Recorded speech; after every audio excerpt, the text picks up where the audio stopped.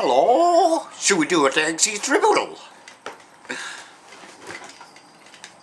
Last one I did was a couple of weeks ago about the situation in Iran, and they did strike back, giving the Americans a slap in the face, targeting two of their airfields in Iraq. So that shut up the Americans. And since then the Americans have come out and said they have a new strategy of targeting leaders in countries they want to regime change, namely Russia and China. What the fuck? They're asking for it, aren't they? And just overnight we've heard that an Iranian has put a $4.5 million reward on whoever can kill President Trump. So we might actually see that Simpsons episode come true, where they have in the past predicted many things in the world that have come true, namely 9/11 and the Trump presidency.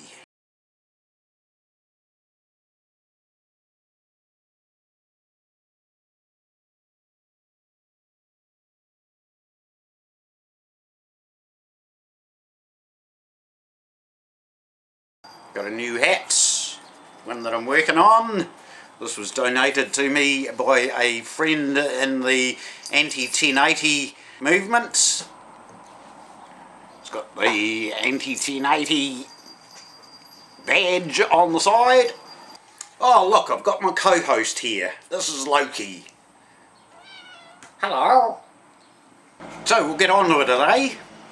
American rock icon Meat Loaf believes activist Greta Thunberg has been brainwashed into thinking that climate change is real. The rock star, best known for his Bat Out of Hell trilogy of albums, told the Daily Mail that climate change doesn't exist. I feel for that Greta. She has been...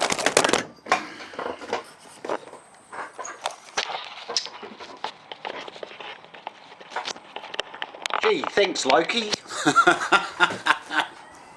I feel for that Greta. She has been brainwashed into thinking that there is climate change and there isn't, the musician told the Daily Mail.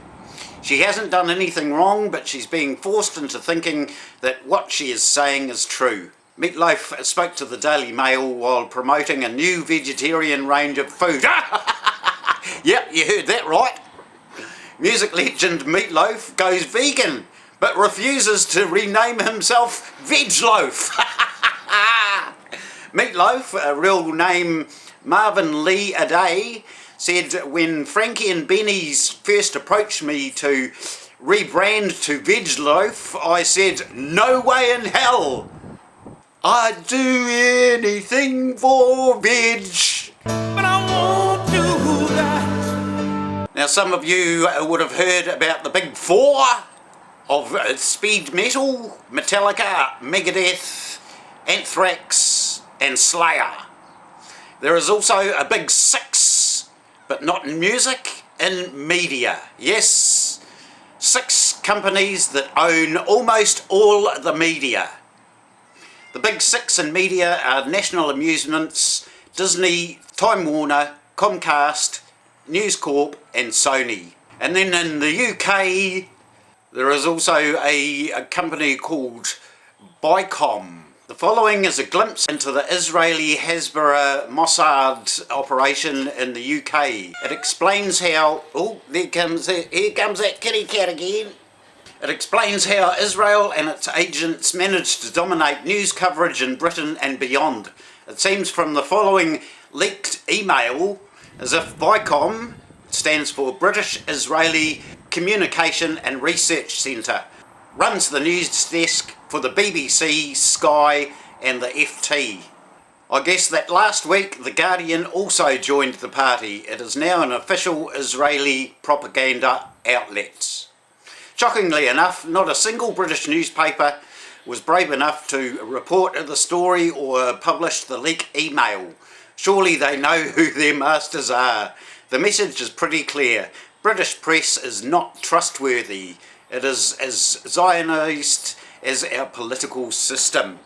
The fact that few companies own everything demonstrates the illusion of choice. The email sent by Lorna Fitzsimmons, the director of the organisation, dedicated to creating a more supportive environment for Israel and Britain, stated, "Throughout the weekend, BICOM staff were in contact with a whole host of BBC and Sky News desks and journalists, ensuring that the most objectively favourable line was taken, and offering talking heads relevant to the stories unfolding." Hi, I'm Fox San Antonio's Jessica Headley. And I'm Ryan Wolf. Our greatest responsibility is to serve our Treasure Valley communities, the El Paso, Las Cruces communities, Eastern Iowa communities, Mid-Michigan communities.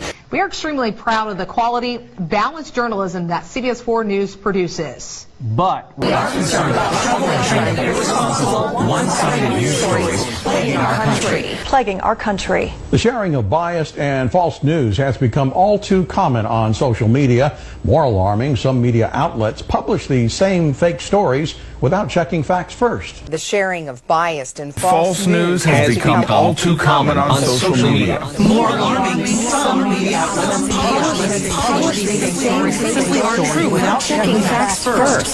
Unfortunately, some members of the media use their platforms to push their own personal bias and agenda to control exactly what people think, and this is extremely dangerous to our democracy. Yes, the BBC are not doing their jobs. You cannot call them journalists. The BBC's Emily Maitlis has broadcast the interview she conducted with Prince Andrew about his relationship with the convicted paedophile Jeffrey Epstein. It was billed as a no-holds-barred interview. Unfortunately, she did not ask a single question about his relationship with the notorious child molester Lord Greville Jenner. Yet the Prince's relationship with Jenner raises as many questions as that of his friendship with Epstein. The mainstream media is absolutely butthurt at some of us who keep bringing facts to the bushfire debate in Australia. So much so that ABC News decided to push back by inviting a respected scientist to answer the tough questions. I see a lot of stuff doing the rounds on Facebook, people saying back in 1890 we had 50-degree days, and look at these bushfires back in 1920, and this is just part of the natural. What would you say to those sorts of people, to the people who read that and think that it's evidence that climate change is not actually happening and is man-made? Sure. Well, what we do know is that the sorts of thermometers that were being used and the standard high quality instruments that are used now to monitor the temperatures are controlled through the Bureau of Meteorology. We have high quality observations. We know that the temperatures need to be recorded in the shade in well ventilated instruments. And we also know that way back in the 1800s, the sorts of exposure, or what we call the thermometers and things like that, was not managed in the same way. So if you put a thermometer out in the sun or in an area that's not well ventilated, you can get much higher recorded temperatures. Let's stop to unpack what just happened. The journalist asked, what do you say to people who present evidence that we've always experienced catastrophic bushfires and heat waves, including one, by the way, that killed 435 people in 1835? Then the so-called expert, the scientist that they keep telling us to listen to, his only answer was, the thermometers must have been in the sun. Like we're all idiots if we don't dismiss any weather records that don't back up his climate change theory.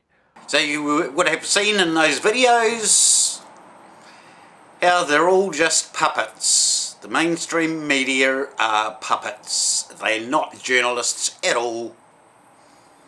They read from scripts.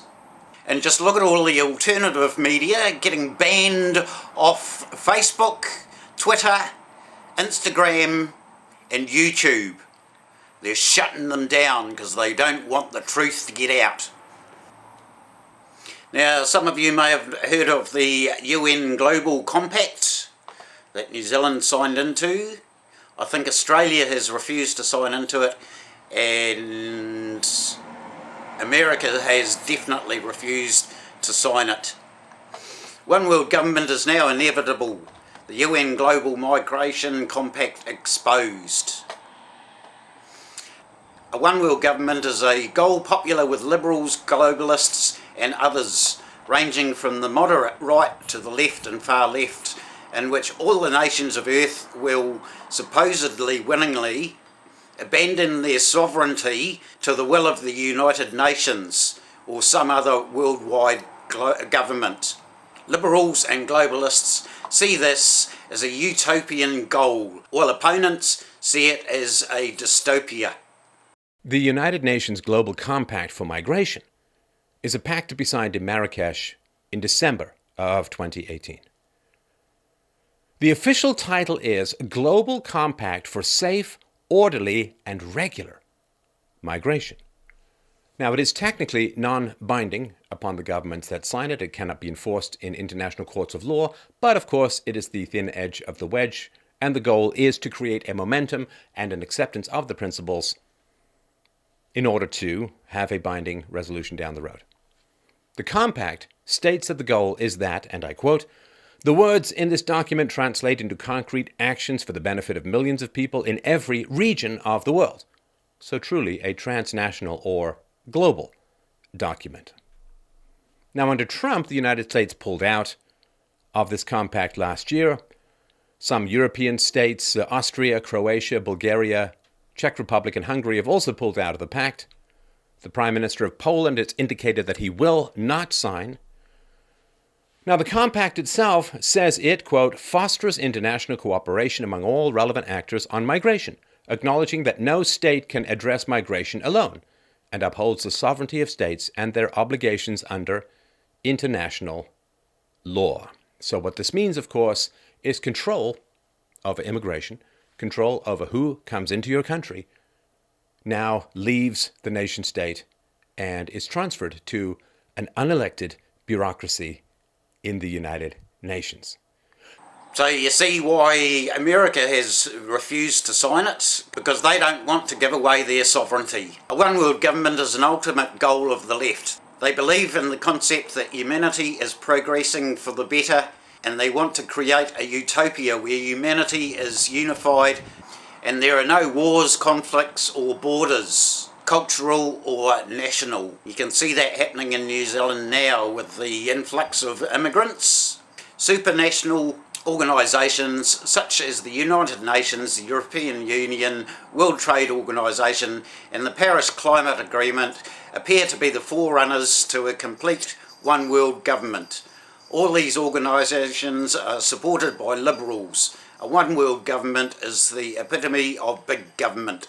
While many of those who either disbelieve or deny the existence of a war on sovereignty imagine it as a very speedy attempt to instantly unite the world into a global government, those who are actively pushing for a one world government are pursuing a relatively long-suffering strategy that will slowly merge all the countries of the world into each other prior to the official establishment of any world government. And that's what they are doing with this climate change hoax. They are trying to unite the world with one strategy to form their new world order, their one world government. They want to try and unify the world somehow on a certain subject to bring in their one world government. Some are saying that they will stage a false flag alien invasion. Just imagine it. We get invaded by aliens that will instantly unite the world and that will bring in their one world government. Whether that happens will remain to be seen.